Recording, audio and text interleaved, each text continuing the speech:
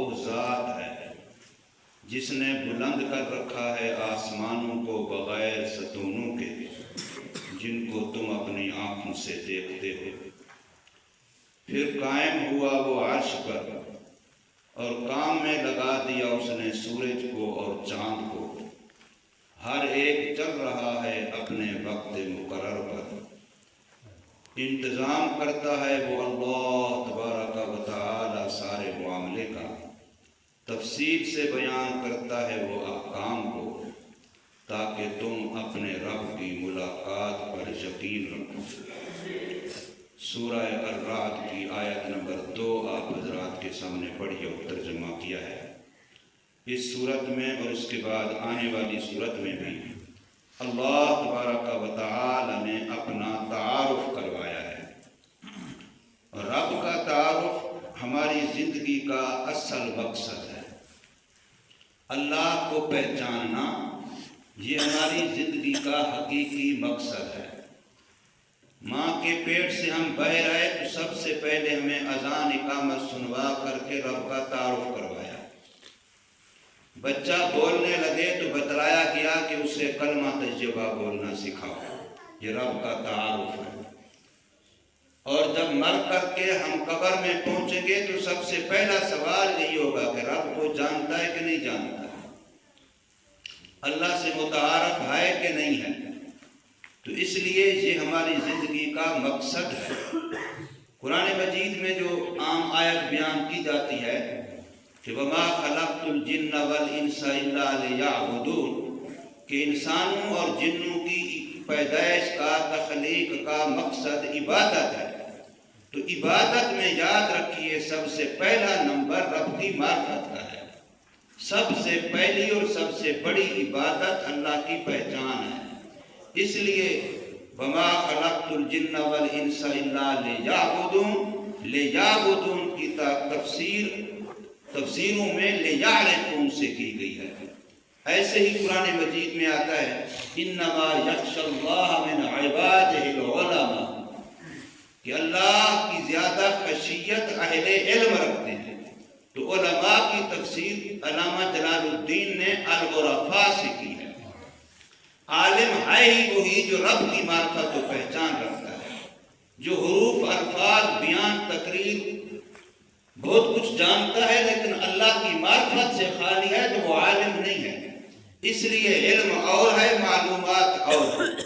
علم اللہ کی معرفت کا نام ہے، اور معلومات اخبار پڑھ کے، رسالے پڑھ کے، کتابیں پڑھ کے دنیا جہان میں پھر چل کے بہت کچھ حاصل ہو جاتے ہیں، لیکن ہر معلومات والا عالم نہیں ہوتا۔ معلومات کا ڈھیر بہت سے بندوں کے پاس ہے۔ انگریز کافر ایسے آپ کو بے شمار ملیں گے جو آپ کے قرآن حدیث دینی معلومات کے بارے میں بڑی وسیع معلومات رکھتے ہیں، بڑی ریسرچ ہے ان کی، لیکن اس سے وہ عالم نہیں بن جائیں گے۔ عالم وہ ہے جو اللہ کی معرفت رکھتا ہے۔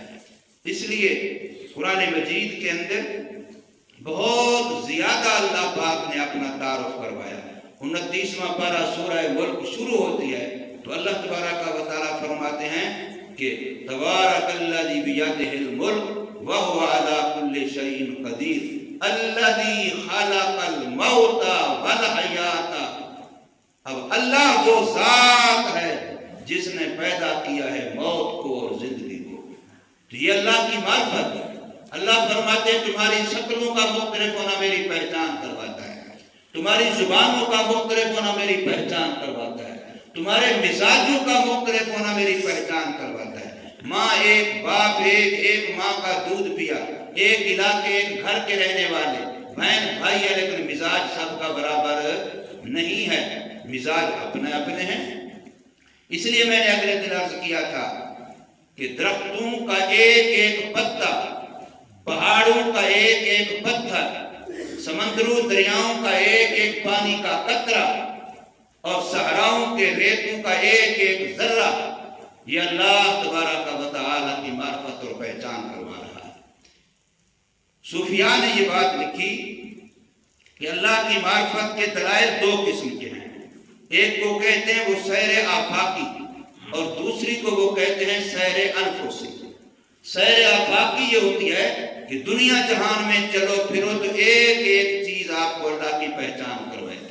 یہ سیر آفاقی ہے، اور سیر انفسی یہ ہے کہ اپنے اندر تم غور کرتے چلے جاؤ تو تمہیں اللہ سمجھ آ جائے گا۔ اس لیے ایک حدیث پاک کا مفہوم یہ ہے کہ من عارف رب نفسہ فقد عارف رب، جو اپنے آپ کو جان لے گا وہ رب کو جان لے گا۔ ہم جو رب کو نہیں جانتے اصل میں ہم اپنی حقیقت کو بھی نہیں جانتے۔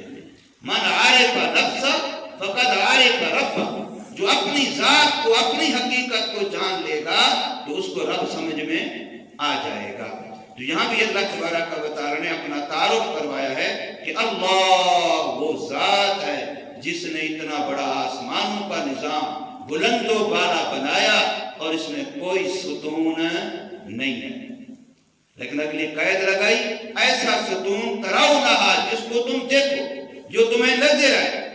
حدیثوں میں آتا ہے حضرت عبداللہ بن عباس رضی اللہ تعالی عنہ صحابہ میں سے، اور حضرت مجاہد تابعین میں سے، حسن بصری تبع تابعین میں سے، حضرت قتادہ تبع تابعین میں سے، اور بہت سارے ایسے حضرات ہیں اہل علم قالوا لہا عمد، وہ فرماتے ہیں کہ آسمانوں کے ستون ہیں لیکن کیسے ہیں؟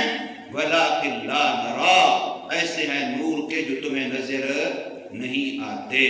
ویسے ہمارے ہاں اصل یہی ہے کہ یہ اللہ تبارک و تعالیٰ کی محض قدرت سے کھڑا ہے۔ آسمان کا کھڑا ہونا محض اللہ تبارک و تعالیٰ کی قدرت کاملہ سے ہے۔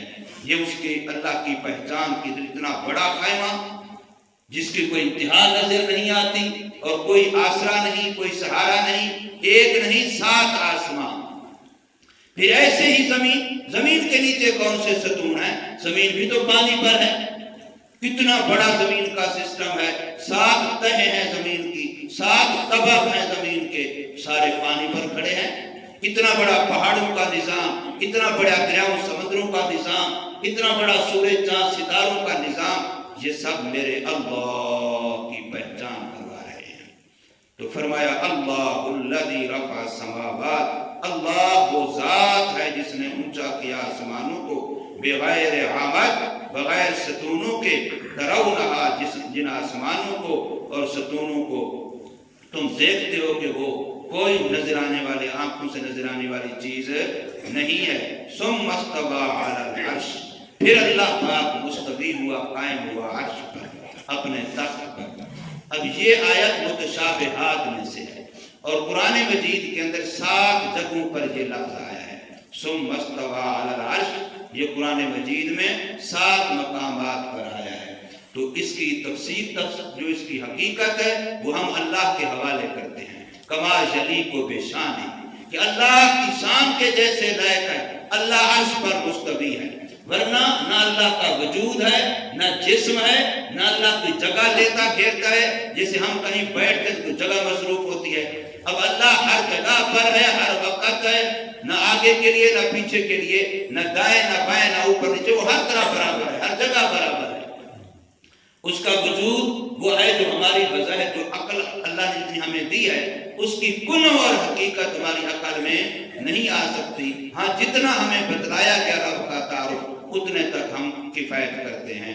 تو فرمایا پھر مستوی و قائم ہوا وہ عرش پر، وَسَخَّرَ الشَّمْسَ وَالْقَمَرَ، سورج چاند دونوں کو اللہ نے ان کی ڈیوٹی لگا دی ہے، کام پہ لگا دیا ہے۔ تو وہ جیسے لگایا ہے کتنا عرصہ گزر گیا اور قیامت تک نہ طلوع میں نہ غروب میں نہ آنے جانے کی منازل اور جگہ میں ذری بھی 1 منٹ سیکنڈ کا کوئی فرق نہیں ہوتا۔ یہ نشانی ہے اس بات کی کہ اللہ ہے اور وحدہ لا شریک لہ ہے۔ اگر خدا 2 ہوتے، زیادہ ہوتے تو اس نظام میں یقیناً خلل آتا، کبھی نہ کہ ان میں اختلاف ہوتا۔ لو کان فیہما آلہۃ الا اللہ لفسدتا، اگر زمین و آسمان میں اللہ تعالیٰ کے علاوہ اور بھی کوئی خدا ہوتا تو اس کا نظام بگڑ جاتا۔ یہ نظام کا ایک رہنا یہ دلیل ہے کہ اللہ ایک ہے۔ اس لیے کہا جاتا ہے کہ ہر جماعت کا امیر ایک ہو، ہر گھر میں سربراہ ایک ہو، تاکہ ایک سربراہ سے اور ایک امیر سے گھر کا جماعت کا نظام ٹھیک رہے گا۔ اگر ہر ایک امیر ہو، ہر ایک گھر کا سربراہ ہو تو اس گھر کا نظام کبھی نہیں چلے گا، وہاں گڑبڑ ہوگی۔ اس لیے بڑے کو بڑا ماننا یہ لازمی ہے، ورنہ نظم نہیں چلے گا۔ تو فرمایا وَسَخَّرَ الشَّمْسَ وَالْقَمَرَ، اور اللہ نے تابع کر دیا، کام میں لگا دیا سورج کو اور چاند کو۔ كُلٌّ يَجْرِي لِأَجَلٍ مُّسَمًّى، ہر ایک ان میں سے اپنے وقت مقررہ یا راستہ مقررہ پر چل رہا ہے۔ طلوع کی جگہ مقرر کی، غروب کی جگہ مقرر کی، اور طلوع غروب تک سفر جو ہو رہا ہے اس کا راستہ مقرر کیا، تو وہ اسی کے مطابق چل رہے ہیں، اس میں ذرا برابر بھی ادھر ادھر نہیں ہوتے۔ یدبر الامر، یہ ساری کائنات کے سارے معاملے کا انتظام اللہ کے قبضہ قدرت میں ہے، وہ اللہ انتظام کر رہا ہے۔ یفسر الآیات، اللہ اپنی قدرت کی نشانیاں، اللہ تبارک و تعالی اپنے احکامات کو تفصیل سے بیان کرتا ہے، اس لیے تاکہ بندوں کو آخرت کا یقین پیدا ہو۔ اور آخرت جنت وہ جگہ ہے جہاں اللہ سے ملاقات ہونی ہے، اور وہ مرنے کے بعد ہے۔ اس لیے کہا جاتا ہے الموت جسر یوسر الحبیب الحبیب، موت ایک پل ہے جو دوست کو دوست سے ملاتی ہے۔ جب تک ہم موت والا پل عبور نہیں کریں گے جنت میں نہیں جائیں گے، اور جنت میں نہیں جائیں گے تو اللہ کی ملاقات نہیں ہوگی۔ اس لیے موت والا پل عبور کرنا یہ کہ ہمارے لیے عذاب سزا نہیں ہے، بلکہ تحفۃ المؤمن الموت، موت مومن کے لیے اللہ کی طرف سے گفٹ ہے، وہ اللہ کی طرف سے تحفہ ہے۔ حضرت بلال رضی اللہ تعالی عنہ کا آخری وقت ہے، گھر والے پریشان ہونے لگے، فرمایا پریشان کیوں ہوتے ہو؟ پریشان ہونے کی بات نہیں ہے، بس تھوڑی دیر کے بعد میں اپنے حبیب سے محمد صلی اللہ علیہ وسلم سے جا کے ملوں گا، اور اپنے بچھڑے ہوئے میرے دوست جو میرے سے پہلے چلے گئے ہیں ان سے جا کے ملوں گا۔ میں تو ان کی ملاقات کا مشتاق ہوں، تو میرا تو شوق پورا ہو جائے گا۔ اس میں گھبرانے کی کیا بات ہے، پریشان ہونے کی کیا بات ہے؟ ویسے بھی اگر انسان سوچے پریشانی تب ہو جب دوبارہ ملاقات نہ ہو۔ ہمارا عقیدہ ہے کہ ہم نے جنت میں پھر ملنا ہے۔ جو بھی ہمارے اعزاء اقارب رشتہ دار اولاد ماں باپ فوت ہو گئے تو جنت میں ملاقات ہماری الحمدللہ بس اتنی ہے کہ ایمان پہ مر جائے، تو آگے جنت کے اندر ہمارا ملاقات کا ہونا یقینی ہے۔